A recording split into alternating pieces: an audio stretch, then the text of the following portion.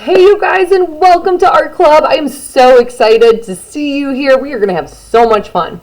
So I know with many of us starting off, we might be new to Art Club, maybe we're new to RVA. So we've got a couple questions. I'm going to address those real quick for you.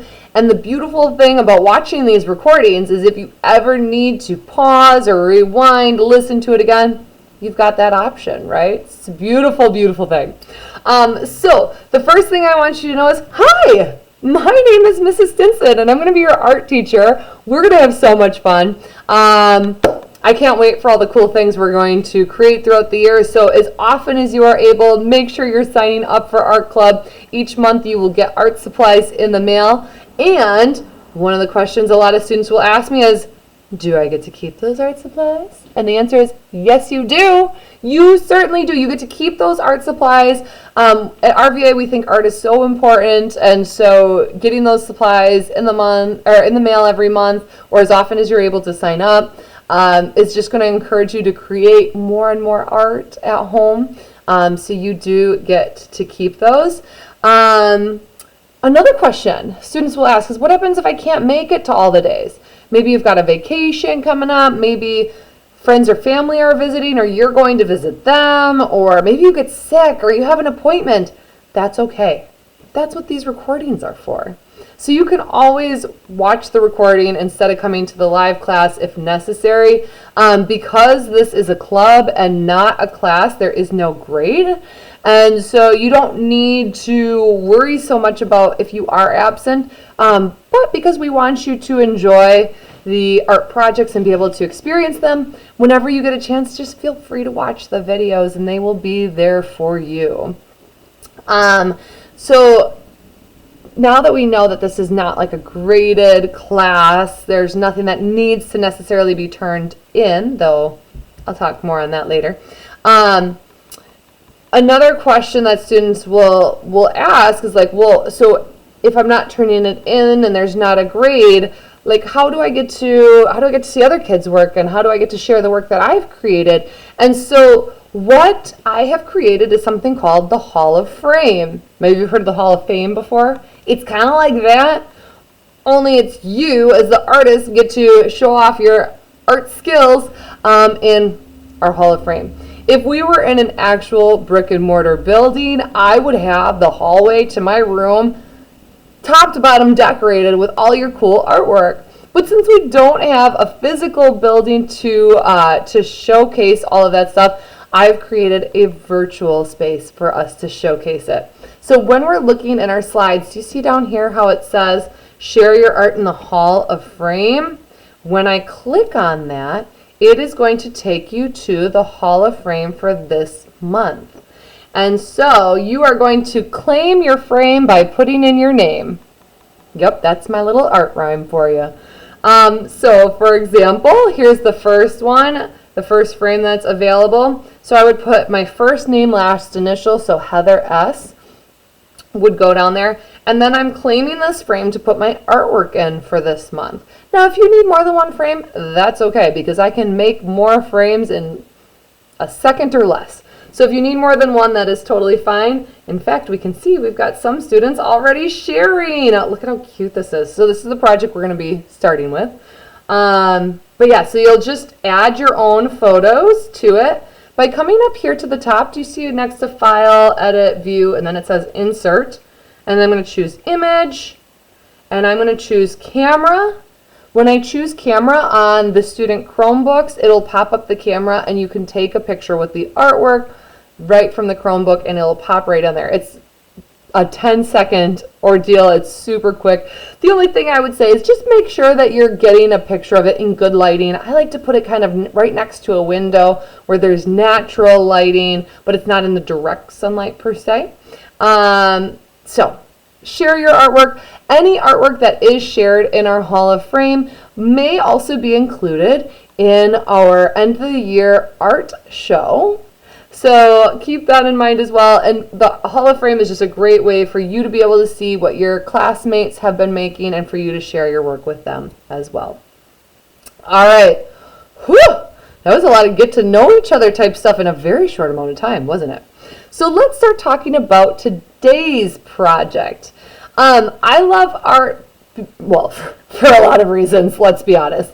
But one of the reasons I really love art is because it can affect our mood and it can help our feelings. Art is a great form of therapy.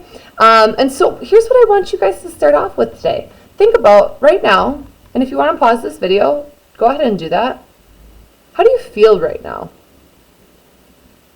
Are you feeling happy, anxious, sad, frustrated, nervous?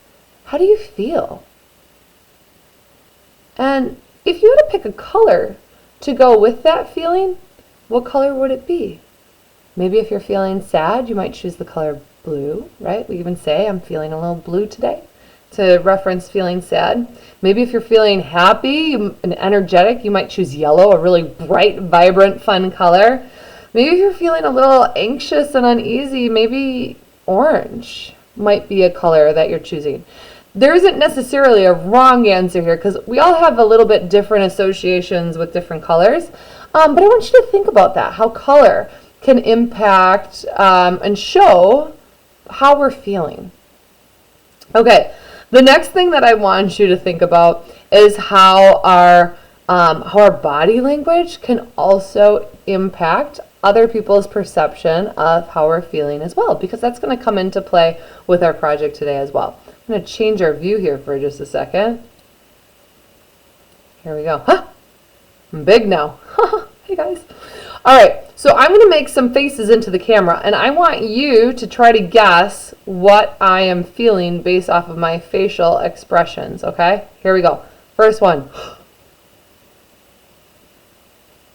What do you think? What do you think that is? I would go with surprised, right? No. Shocked, surprised, something like that. How about if my face looks like this? Maybe mad or angry, right? What happens if my face looks like this? Probably joyful and happy. So our facial expressions also plays into how we're feeling.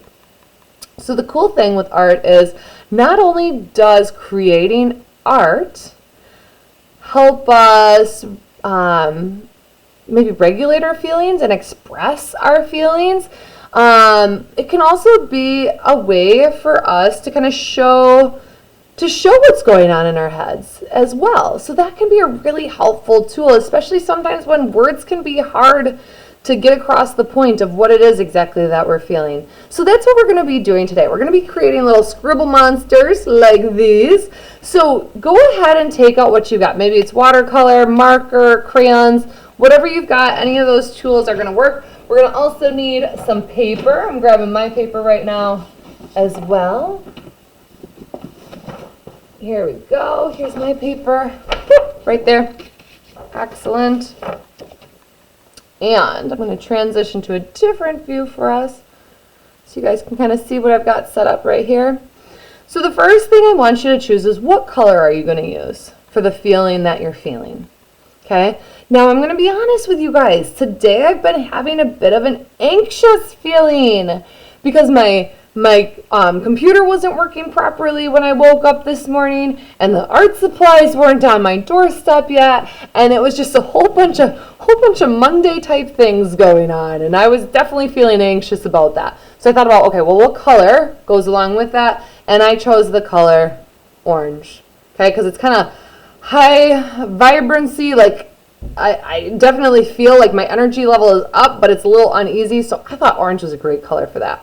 So what I did then with my marker, or whatever you've got, is I started to scribble how it feels, that anxiety, that frustration, that uncertainty, the nervousness that I was feeling today. How does that look? And to me, it kind of looked like this. And what I'm noticing too is as I'm making these scribbles, it kind of feels good. It kind of makes me feel better to be able to almost like get this off my chest. That I'm able to express my feelings even if I'm not using words. So that's what I chose. Maybe if you're feeling a little sad, you might choose blue, and maybe it's kind of in a downward arc, almost like a frown. Maybe if you're happy, it's yellow and it's an upward arc, or in like really happy up and down motion. So you get to choose, but we're starting off with the scribbles. The next thing that we're going to look at are faces. How do we choose a face, like I was showing you guys before, that depicts that? So the face that I chose is the one on the very lower right-hand side, if you can see that. And feel free to open up the slides in your own Chromebook as well if you want to look at it a little bit bigger. Or you can also just create your own. But I'm going to have kind of big nervous eyes like this. My eyebrows are going to have that worried expression like that. Maybe some bags under my eyes because I didn't sleep super well because I was nervous about this stuff. A frown. Maybe my arms are kind of hugging myself. Right? You kind of do that, like hug yourself when you're feeling a little scared and upset. And maybe my toes are kind of pointing in like that because I'm feeling a little bit nervous. So I am going to create a little scribble monster to express how I'm feeling. And that's what we're up to today. So take your time, pause the video, rewind if you need to, express how you're feeling. And if you want to have an extra challenge, check with people that you know, family members, friends. Ask them how they're feeling and see if you can make some scribble monsters for them as well. Have so much fun, you guys. We'll see you next time.